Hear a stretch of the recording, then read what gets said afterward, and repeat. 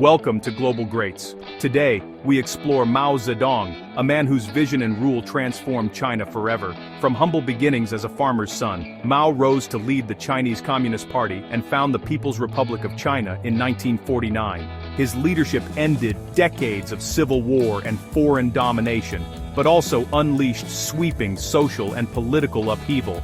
Mao's policies, including the Great Leap Forward and the Cultural Revolution, shaped the lives of hundreds of millions, often with devastating consequences. His legacy is fiercely debated, hailed as a unifier and condemned for the suffering caused by his rule. To understand modern China, we must understand Mao, his ambitions, his triumphs, and his tragedies.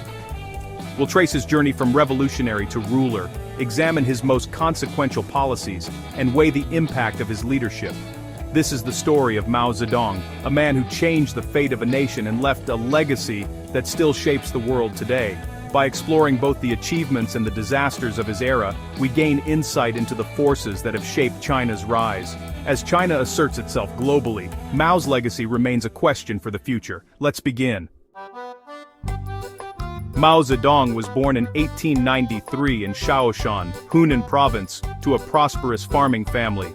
Defying tradition, he left home at 16 to pursue a modern education in Changsha, where he encountered revolutionary ideas. Inspired by thinkers like Sun Yat-sen and the 1911 Revolution, Mao briefly joined the Revolutionary Army. At the first provincial normal school, he became a student activist and co-founded the New People's Study Society. In Beijing, working as a librarian's assistant at Peking University, Mao was introduced to Marxism and radical politics. The May 4th movement of 1919 further radicalized him, steering him toward communism. By 1921, Mao was a committed communist, helping to found the Chinese Communist Party in Shanghai. He returned to Hunan as a labor organizer, convinced that only revolution could save China. Mao's early experiences shaped his belief in the power of political action and the need for radical change. Though not yet a leader, he was already a dedicated revolutionary. The seeds of his future strategy, mobilizing the masses, were sown in these formative years. Mao was ready to challenge the old order. In the 1920s, the Chinese Communist Party allied with the Nationalists, but the alliance collapsed in 1927 when Chiang Kai-shek turned on the Communists. Mao survived the purge by retreating to the Jinggang Mountains, where he built a rural revolutionary base and developed his strategy of peasant-led guerrilla warfare. Rejecting orthodox Marxism, Mao believed China's peasants, not urban workers, were the true revolutionary force. Civil war raged, and by the early 1930s, Mao's forces controlled a Soviet-style republic in Jiangxi. Facing annihilation by nationalist encirclement, the Red Army embarked on the Long March in 1934, a grueling 9,000-kilometer retreat. The march was a military disaster, with massive losses, but a political triumph for Mao. At the Zunyi Conference, Mao emerged as the undisputed leader of the Communist Party. The Long March became a symbol of resilience and revolutionary spirit, cementing Mao's authority. His rule-based strategy proved viable, setting the stage for the final phase of the revolution. Mao's leadership and vision would now guide the party's path. The communists, though battered, had survived, and Mao's legend was born. The revolution was far from over. After the Long March, Mao's forces regrouped in Yan'an, refining Maoism and consolidating control. The Japanese invasion in 1937 forced a temporary alliance with the nationalists, but the communists used the war to expand their influence through guerrilla tactics and land reform. By 1945, the Red Army had grown dramatically, controlling vast territories and millions of people. Civil war resumed in 1946. Despite initial nationalist advantages, corruption and popular discontent eroded their strength. Mao's disciplined forces promised land and reform, winning mass support. By 1949, the communists triumphed. Chiang Kai-shek fled to Taiwan. On October 1, 1949, Mao declared the founding of the People's Republic of China in Beijing. The era of communist rule and Mao's absolute authority had begun. China stood united, but its future was uncertain.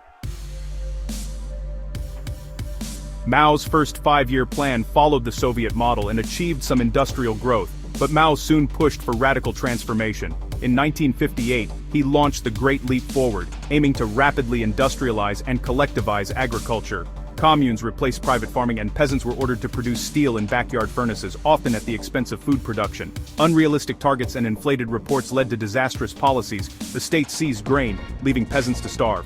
The result was a catastrophic famine from 1959 to 1962, with modern estimates of 15 to 55 million deaths. The economy collapsed, and Mao's prestige suffered a severe blow.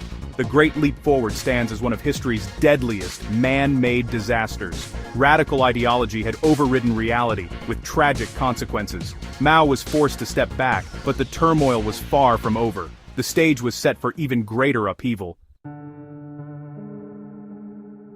By the mid-1960s, Mao feared the revolution was losing its edge and launched the Cultural Revolution in 1966 to reassert control. He mobilized millions of young Red Guards to attack bourgeois elements and purge rivals, plunging China into chaos. Schools closed, intellectuals and officials were persecuted, and cultural heritage was destroyed. Violence spiraled out of control, with Red Guard factions fighting each other and the economy paralyzed. Industrial output fell, and hundreds of thousands, possibly millions, died or were persecuted. Mao purged rivals, including President Liu Shaoqi, and called in the army to restore order by 1968. The Red Guards were suppressed, and millions of youth were sent to the countryside for re-education. The Cultural Revolution officially ended in 1976, leaving deep scars on Chinese society. Mao's quest for ideological purity had unleashed a decade of trauma and instability. The nation was left exhausted and divided. Mao's final years were marked by declining health and political infighting. He died in 1976, ending an era of revolutionary upheaval. The arrest of the Gang of Four soon after marked the close of the Cultural Revolution. China was traumatized and stagnant but ready for change. Deng Xiaoping, Mao's pragmatic successor, launched reforms that opened China's economy and lifted millions from poverty. Deng's policies repudiated Mao's radical economics but preserved the Communist Party's monopoly on power. Today, Mao's legacy is officially described as 70% good, 30% bad. He is revered as a unifier, but the suffering caused by his policies is rarely discussed. Mao's rule was a mix of nation-building and mass destruction, idealism and tyranny. The political system he built endures, even as China transforms. As China rises, the world must grapple with the meaning of Mao's legacy for the future.